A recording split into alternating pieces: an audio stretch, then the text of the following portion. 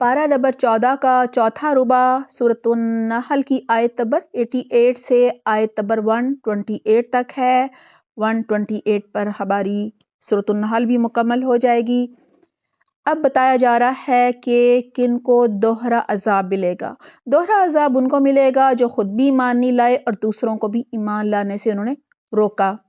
अल्लज़ीना कफ़रू वसद्दू अन सबीलिल्लाहि ज़िदनाहुम अज़ाबन फ़ौक़ल अज़ाबि बिमा कानू युफ़सिदून। जिन लोगों ने खुद कुफ़र की राह अख्तियार की और दूसरों को अल्लाह की राह से रोका, उन्हें हम अज़ाब पर अज़ाब देंगे उस फ़साद के बदले जो दुनिया में वो बर्पा करते रहे। देखिए, जब कोई किसी को ईमान लाने से रोकता है तो झूठ बोलता है, चालें चलता है, साज़िशें करता है, ग़ीबतें करता है, तो कहा जा रहा है इस वजह से फिर फ़साद हो जाता है। व यौम नबासु फ़ी कुल्ली उम्मतिन शहीदा, ए मोहम्मद सल्लल्लाहु अलैहि वसल्लम, इन्हें उस दिन से खबरदार कर दो जबकि हम हर उम्मत में खुद उसी के अंदर से एक गवाह उठा खड़ा करेंगे। जैसे कि बनी इसराइल है तो उनमें से गवाह आएगा, यहूद के अंदर से एक, फिर नसारा के अंदर से एक, मुसलमानों में से एक, और वो कौन होगा? पैगंबर यानी हज़रत मोहम्मद सल्लल्लाहु अलैहि वसल्लम गवाही देंगे अपनी उम्मत के हक़ में या उसके ख़िलाफ़। फिर कहा जा रहा है जो उसके मुकाबले में शहादत देगा यानी गवाह। और इन लोगों के मुकाबले में यानी अहले कुरैश के मुकाबले में शहादत देने के लिए हम तुम्हें लाएंगे, यानी आप सल्लल्लाहु अलैहि वसल्लम को लाएंगे। और ये इसी शहादत की तैयारी है कि हमने ये किताब तुम पर नाजिल कर दी है जो हर चीज़ की साफ साफ वजाहत करने वाली है और हदायत और रहमत और बिशारत है। यानी इससे खैर बरकत आती है, इंसान जन्नत के रास्ते पर चल पड़ता है, नेकियों में सबकत करने लगता है, गुनाहों से बचने लगता है, अपनी आखिरत संवार लेता है और दुनिया भी साथ ही संवर जाती है और फिर उसे जन्नत की खुशखबरी मिलती है। कहा जा रहा है उन लोगों के लिए, ये सब कुछ उन लोगों के लिए है जिन्होंने सर तस्लीम खम कर दिया, यानी जो आप सल्लल्लाहु अलैहि वसल्लम पर ईमान ले आए और अल्लाह के हर हर हुक्म पर और रसूलुल्लाह सल्लल्लाहु अलैहि वसल्लम की बताई गई हर हर सुन्नत पर अमल करने लगे। इन्नल्लाह यामुरु बिल अदली वल इहसान, अल्लाह अदल और एहसान और सिला रहमी का हुक्म देता है। देखें, अदल ये है कि किसी का हिस्सा उसे दे दिया जाए और एहसान ये है कि हिस्से से बढ़कर दिया जाए यानी मज़ीद दिया जाए। और बदी और बेहयाई और जुल्म और ज़्यादती से रोकता है, मना करता है। वो तुम्हें नसीहत करता है ताकि तुम सबक लो। व औफू बिअहदिल्लाहि इज़ा आहदतुम वला तंकुदुल ईमान बादा तौकीदिहा, अल्लाह के अहद को पूरा करो जबकि तुमने उससे कोई अहद बांधा हो और अपनी कसमें पुख्ता करने के बाद ना तोड़ो, यानी तोड़ ना डालो फिर उन्हें, जबकि तुम अल्लाह को अपने ऊपर गवाह बना चुके हो। यहाँ अहले किताब से खिताब है, बनी इसराइल की तरह कहा जा रहा है कि अहद ना तोड़ो, अहद पूरे करो और अल्लाह के सामने जो भी तुमने कस्में मांगी थी, कस्में खाई थी, उन्हें तुम पूरा करो, उन्हें ना तोड़ो। लिहाजा अपनी कस्में पक्की करने के बाद ना तोड़ो जबकि तुम अल्लाह को अपने ऊपर गवाह बना चुके हो। अल्लाह तुम्हारे सब अवाल से, तुम्हारे सब अफ़ाल यानी सब कामों से बाखबर है। तुम्हारी हालत उस औरत की सी ना हो जिसने आप ही में से सूत काटा और फिर आप ही इसे टुकड़े टुकड़े कर डाला। यानी तुम तो मोहम्मद सल्लल्लाहु अलैहि वसल्लम का इंतज़ार कर रहे थे, अहले किताब से कहा जा रहा है।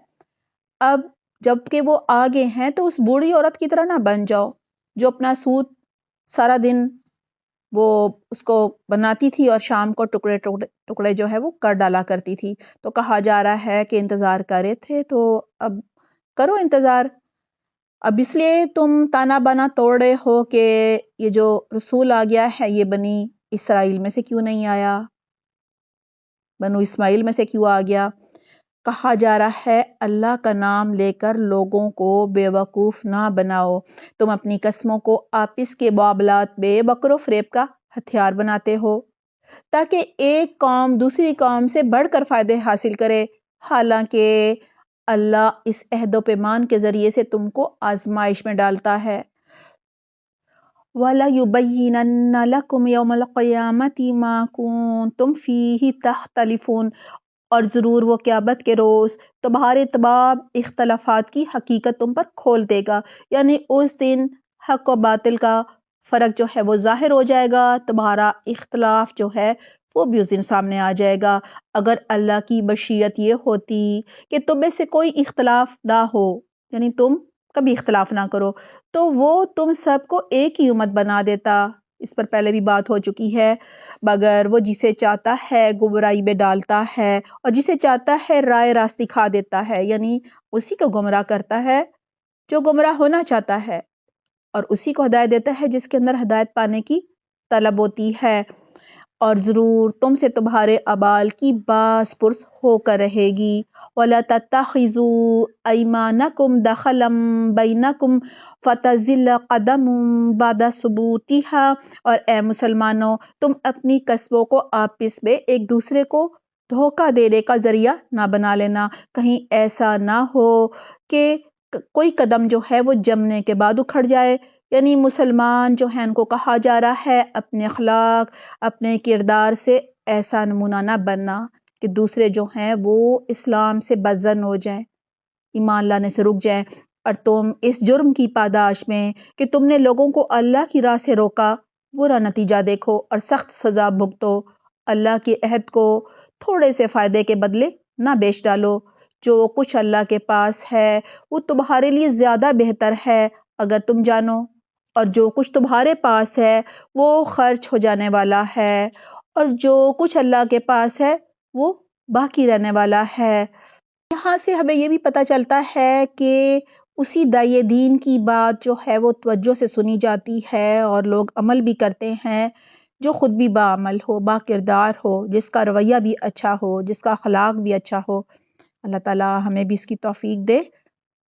وَلَنَجْزِيَنَّ الَّذِينَ صَبَرُوا أَجْرَهُمْ بِأَحْسَنِ مَا كَانُوا يَعْمَلُونَ، اور ہم ضرور صبر سے کام لینے والوں کو ان کے اجر ان کے بہترین اعمال کے مطابق دیں گے۔ بہت ہی خوبصورت بات کہی جا رہی ہے کہ دیکھیں نیک لوگوں کے کچھ اعمال چھوٹے ہوتے ہیں، کچھ بڑے ہوتے ہیں۔ اللہ سبحانہ تعالیٰ کہہ رہے ہیں ان کے جو بڑے اعمال کے اجر ہوتے ہیں نا، چھوٹے اعمال کے اجر بھی اتنے ہی ملیں گے۔ جو شخص بھی نیک عمل کرے گا، خواہ وہ مرد ہو یا عورت، بشرطیہ کہ وہ مومن ہو، اسے ہم دنیا میں پاکیزہ زندگی بسر کرائیں گے، یعنی اس کی دنیا کی زندگی میں اطمینان ہوگا، سکون ہوگا، خواہ وہ روکھی سوکھی کھائے گا، اس کے اندر غنا ہوگا، برکت والی زندگی ہوگی، اور اسے صرف اللہ پر توکل ہوگا، اس کے دل میں ایمان اور یقین ہوگا، وہ صبر اور شکر کرنے والا ہوگا، یعنی وہ ہر وقت انہی میں سے کسی ایک حالت پہ رہے گا۔ آزمائش آ رہی ہے تو صبر، اور اگر نعمتیں آ رہی ہیں تو شکر۔ اللہ تعالیٰ ہمیں بھی ایسا بنائے، آمین اللہم آمین۔ اور آخرت میں ایسے لوگوں کو ان کے اجر ان کے بہترین اعمال کے مطابق بخشیں گے، یعنی جو اچھے اعمال ہیں ان جیسے اجر چھوٹے اعمال کے بھی ہو جائیں گے۔ اب قرآن پڑھنے کا ادب بتایا جا رہا ہے۔ فَإِذَا قَرَأْتَ الْقُرْآنَ فَاسْتَعِذْ بِاللَّهِ مِنَ الشَّيْطَانِ الرَّجِيمِ، پھر جب تم قرآن پڑھنے لگو تو شیطان رجیم سے اللہ کی پناہ مانگ لیا کرو۔ اسے ان لوگوں پر تسلط حاصل نہیں ہوتا، یعنی ان پر اس کا زور نہیں چلتا جو ایمان لاتے ہیں اور اپنے رب پر بھروسہ کرتے ہیں۔ اس کا زور تو انہی لوگوں پر چلتا ہے جو اس کو اپنا سرپرست بناتے ہیں اور اس کے بہکانے سے شرک کرتے ہیں۔ کہا جاتا ہے قرآن کو پکڑنے والے پر شیطان کا زور نہیں چلتا۔ روز قرآن کی تلاوت کرنی چاہیے، ترجمہ و تفسیر سے فہم سے سمجھنا چاہیے، اور ہر حکم پر عمل کرنے کی کوشش بھی کرنی چاہیے، اور ہر کام اخلاص کے ساتھ صرف اللہ سبحانہ تعالیٰ کی رضا کے لیے کرنا چاہیے۔ تعوذ تسمیہ پڑھنا چاہیے جب بھی قرآن کو شروع کیا جائے، اور بسم اللہ پڑھنا چاہیے جب بھی کوئی کام جو ہے اس کا ہم آغاز کریں۔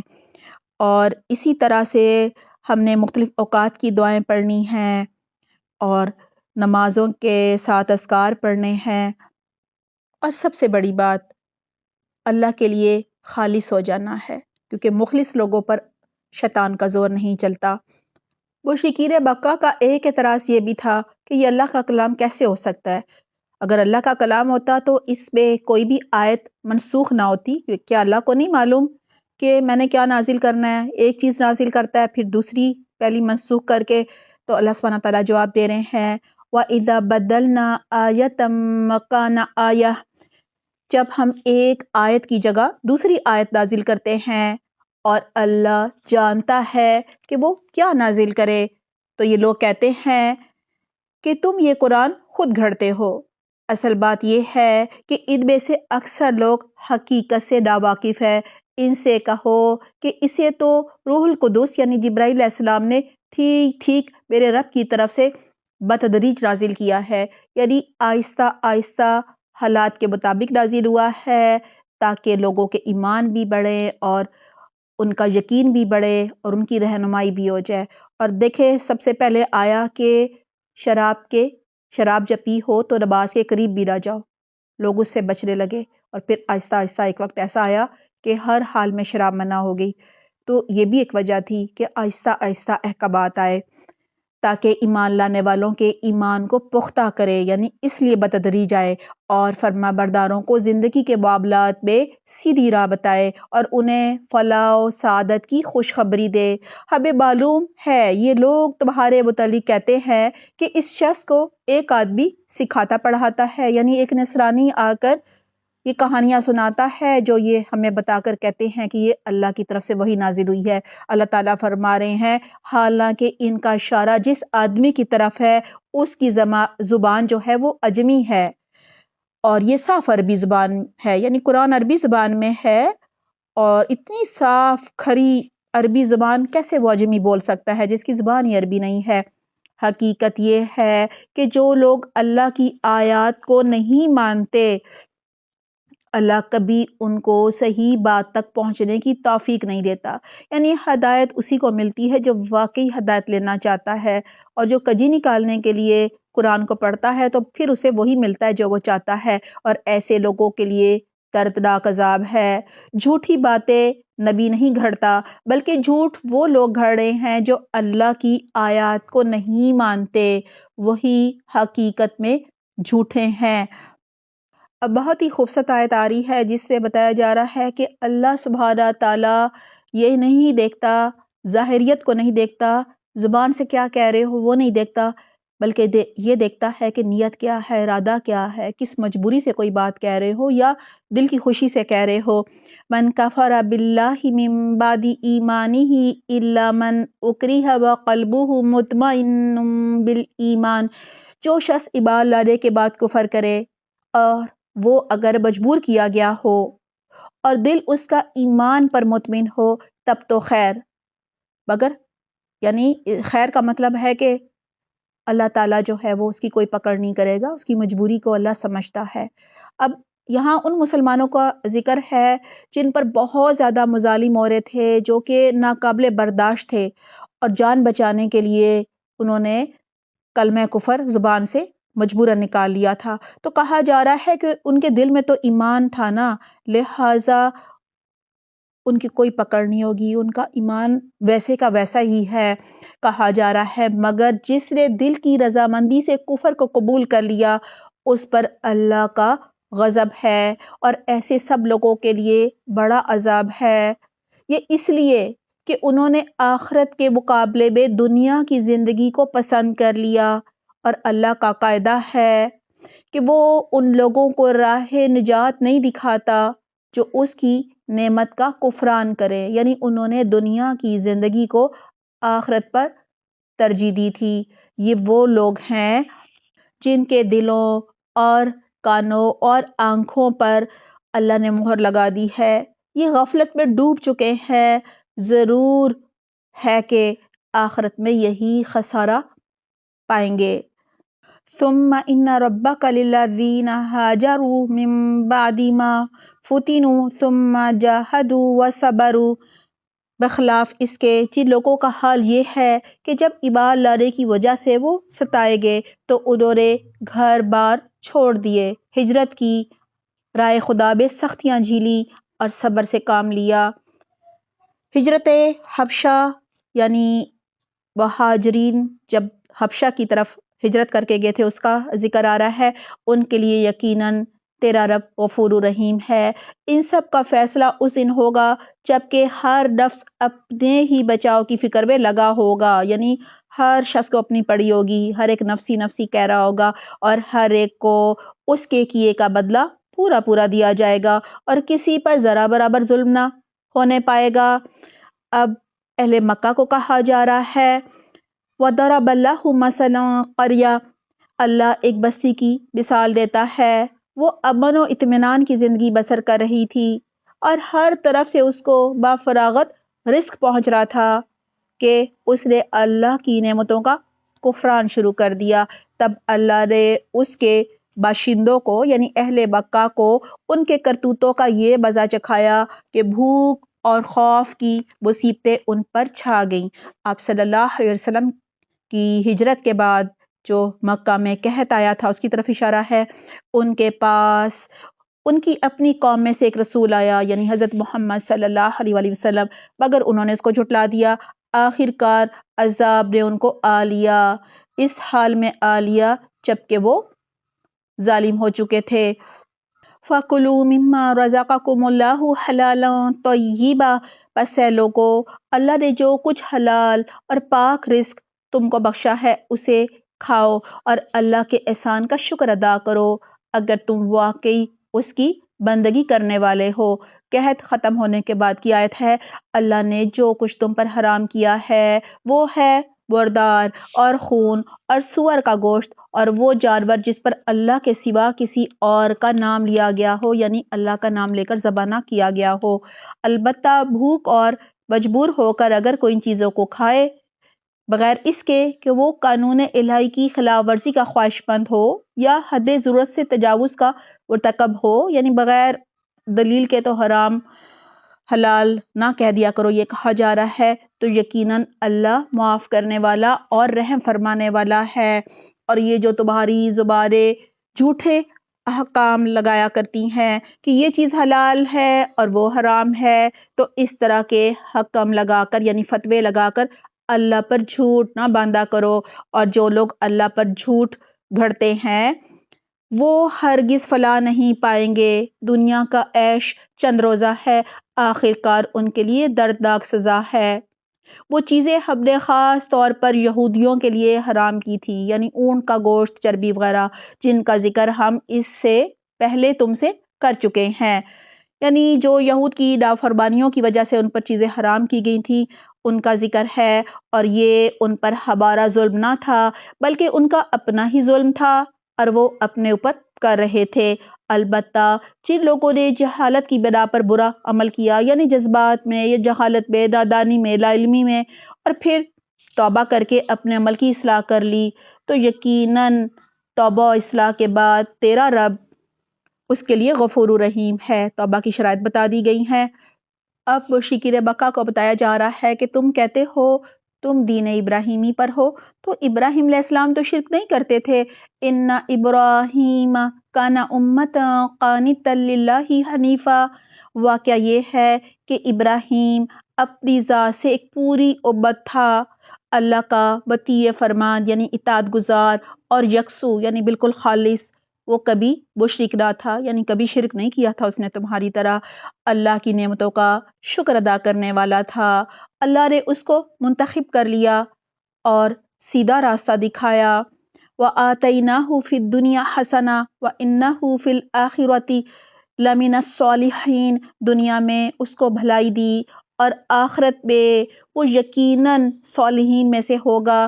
پھر ہم نے تمہاری طرف یعنی اے محمد، اب آپ صلی اللہ علیہ وسلم سے خطاب ہے، ہم نے تمہاری طرف یہ وحی بھیجی کہ یکسو ہو کر ابراہیم کے طریقے پر چلو اور مشرکوں میں سے نہ ہونا۔ اب واقعہ سب کا ذکر آ رہا ہے۔ مشرکین مکہ کا اعتراض تھا کہ یہودیوں کی طرح ہفتے کا دن تمہارا کیوں نہیں ہے مسلمانوں کا عبادت کا دن؟ کہا جا رہا ہے انما جعل السبت علی الذین اختلفوا فیہ، رہا سبت یعنی ہفتے کا دن تو وہ ہم نے ان لوگوں پر مسلط کیا تھا جنہوں نے اس کے احکام میں اختلاف کیا، اور یقیناً تیرا رب قیامت کے روز ان سب باتوں کا فیصلہ کر دے گا جن میں وہ اختلاف کرتے رہے ہیں۔ ادعو الی سبیل ربک بالحکمت والموعظۃ الحسنۃ وجادلہم باللتی ہی احسن۔ اپنے اب آپ صلی اللہ علیہ وسلم سے خطاب ہے، اے نبی آپ اپنے رب کے راستے کی طرف دعوت دیجئے حکمت اور عمدہ نصیحت کے ساتھ، یعنی دین کی دعوت حکمت، دانائی اور اچھی نصیحت کے ساتھ کرو، اور لوگوں سے مباحثہ کرو ایسے طریقے سے جو بہترین ہو، یعنی بحث کرنی پڑے تو خوبصورت طریقے سے کرو، دلائل کے ساتھ بات کرو۔ تمہارا رب ہی زیادہ بہتر جانتا ہے کہ کون اس کی راہ سے بھٹکا ہوا ہے اور کون راہ راست پر ہے، اور اگر تم لوگ بدلہ لو تو بس اس قدر لو جس قدر تم پر زیادتی کی گئی ہے، یعنی جتنا ظلم ہے اتنا ہی بدلہ لو، لیکن اگر تم صبر کرو تو یقیناً صبر کرنے والوں ہی کے حق میں بہتر ہے۔ اے محمد صبر سے کام کیے جاؤ، اور تمہارا یہ صبر اللہ ہی کی توفیق سے ہے۔ وَلَا تَحْزَنْ عَلَيْهِمْ وَلَا تَكُ فِي ضَيْقٍ مِّمَّا يَمْكُرُونَ۔ ان لوگوں کی حرکات پر رنج نہ کرو اور نہ ان کی چال بازیوں پر دل تنگ کرو۔ ان اللہ مع الذین اتقوا والذین هم محسنون۔ اللہ ان لوگوں کے ساتھ ہے جو تقوی سے کام لیتے ہیں اور احسان پر عمل کرتے ہیں۔ یہاں پہ رسول اللہ صلی اللہ علیہ وسلم سے کہہ کر ہم سب سے کہا جا رہا ہے کہ ایک داعی دین کو بحث مباحثے میں پڑھ کر اپنی جو طاقت ہے اور اپنا جو وقت ہے ضائع نہیں کرنا چاہیے، بلکہ درگزر کا معاملہ کرنا چاہیے۔ اور اگر بحث کرنی پڑے، کیونکہ ایک قسم ایسی بھی ہوتی ہے جو کہ جب تک بحث مباحثہ نہ کیا جائے وہ بات نہیں مانتی، اور انہوں نے مناظرے کی تربیت لی ہوتی ہے، لہٰذا کہا جا رہا ہے ان کے ساتھ مجادلہ کیا جا سکتا ہے، ان کو آپ تھوڑی سی بحث کر کے بات سمجھا سکتے ہیں احسن طریقے سے، خوبصورت طریقے سے۔ اور کچھ لوگ جو ہوتے ہیں وہ عقل مند ہوتے ہیں، تھوڑے سے ہوتے ہیں، وہ بات کو قبول بھی دلیل سے کرتے ہیں اور رد بھی دلیل سے کرتے ہیں، اور پھر ایک عام عوام ہوتی ہے، عام لوگ ہوتے ہیں، کوئی بھی خوبصورت طریقے سے اچھے انداز میں بات کرے تو وہ اسے سنتے ہیں۔ پارہ نمبر 14 کا چوتھا ربع سورۃ النحل کی آیت نمبر 88 سے لے کر آیت نمبر 128 تک ہے۔ آئیے دیکھتے ہیں ہم نے عمل کے لیے کیا سیکھا۔ آیت نمبر 88، ہمیں دین پر چلنے والوں کا نہ تو مذاق اڑانا ہے اور نہ ہی انہیں دین پر عمل کرنے سے روکنا ہے، ورنہ قیامت کے دن ہمیں دوہرا عذاب ملے گا، ایک تو خود عمل نہ کرنے کا اور دوسرا دوسروں کو روکنے کا۔ آیت نمبر 89، آج اس دنیا میں ہمیں آخرت کی تیاری کرنی ہے، کہیں ایسا نہ ہو کہ رسول اللہ صلی اللہ علیہ وسلم کو قیامت کے دن مجبوراً ہمارے خلاف گواہی دینی پڑے اور ہم شرمندہ ہوں۔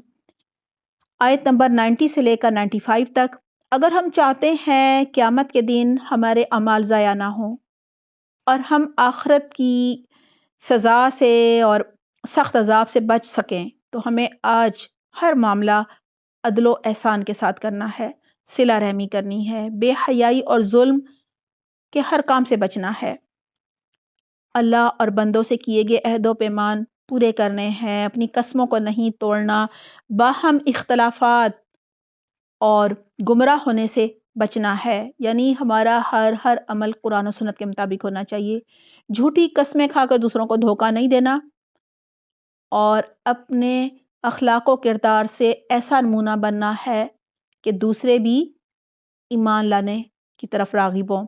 آیت نمبر 97، اگر ہم چاہتے ہیں ہماری دنیا کی زندگی اطمینان اور سکون کے ساتھ گزرے، ہمارے اندر غنا ہو، برکت والی زندگی ہو، دل کے اندر ہماری ایمان اور یقین ہو، صبر و شکر ہمارا جو ہے وہ کرنے کا طریقہ ہو، تو ہمیں آج شعور ایمان لا کر قرآن و حدیث کو سیکھنا ہے اور اللہ کے ہر حکم پر عمل کرنا ہے اور خوبصورت اعمال کرنے ہیں اور ہر ایک کے ساتھ احسان کا معاملہ کرنا ہے۔ آیت نمبر 98، قرآن پڑھنے کا ادب بتایا جا رہا ہے کہ پہلے تعوذ پڑھنا ہے، شیطان کی شر سے بچنے کے لیے اللہ کی پناہ میں آنا ہے۔ آیت نمبر 103، اللہ کے ہر کام میں حکمت ہوتی ہے، آیت نمبر 106 سے لے کر 109 تک ہمیں اللہ سبحانہ تعالیٰ سے کثرت سے اپنی ہدایت کے لیے دعائیں کرنی چاہیے، اور جو بھی مشکلات آئیں، آزمائشیں آئیں، ہمیں صبر کرنا ہے، کلمہ کفر زبان سے نہیں نکالنا، اور دنیا کو آخرت پر ترجیح نہیں دینی، ہمیشہ اللہ پر بھروسہ کرنا ہے۔ آیت نمبر 114 اور 115 ابے ہر طرح کے حرام سے بچنا ہے۔ آیت نمبر 119 اگر جذبات میں آ کر یا نادانی کی وجہ سے یا لاعلمی کی وجہ سے کوئی ہم سے گناہ ہو جائے، کمی کوتاہی ہو جائے، تو ہمیں فوراً توبہ کرنی ہے۔ احساس ندامت ہمارے اندر ہونا چاہیے، کبھی آئندہ وہ گناہ نہ کرنے کا عہد ہونا چاہیے، اور پھر کبھی ہم نے وہ گناہ کرنا بھی نہیں ہے۔ یہ ہیں توبہ کی شرائط۔ آیت نمبر 120 سے لے کر 123 تک ہمیں حضرت ابراہیم علیہ السلام کی طرح ہر کام جو ہے وہ یکسو ہو کر اخلاص کے ساتھ کرنا ہے، تاکہ اللہ سبحانہ تعالیٰ ہمیں بھی اپنا دوست بنا لے، قدم قدم پر ہماری رہنمائی کرے۔ ہمیں ابراہیم علیہ السلام کی طرح اللہ سبحانہ تعالیٰ کے ہر حکم کی اطاعت کرنی ہے، اور ہر طرح کے شرک سے بچنا ہے۔ اللہ تعالیٰ ہمیں بہترین توفیق عطا فرمائے۔ آیت نمبر 125 سے لے کر 128 تک ہمیں بطور داعی دین دعوت دین عمدہ طریقے سے دینی ہے، حکمت کے ساتھ بات کرنی ہے، بحث و مباحثہ بھی خوبصورت طریقے سے دلائل کے ساتھ ہم نے کرنا ہے، اور اس راستے میں آنے والے جو بھی مصائب ہیں، مشکلات ہیں، ان پر ہم نے صبر و تحمل کرنا ہے، اور ہر معاملہ اللہ سے ڈرتے ہوئے کرنا ہے، اور ہر ایک کے ساتھ معاملہ اللہ کے ساتھ اور بندوں کے ساتھ احسان کے درجے پر کرنا ہے۔ اللہ تعالیٰ ہمیں بہترین توفیق عطا فرمائے۔ الحمدللہ ہمارا یہ پارہ مکمل ہو گیا ہے۔ اپنا بہت خیال رکھیے گا۔ سبحانک اللہم و بحمدک، نشہد ان لا الہ الا انت، نستغفرک و نتوب الیک۔ والسلام علیکم ورحمۃ اللہ وبرکاتہ۔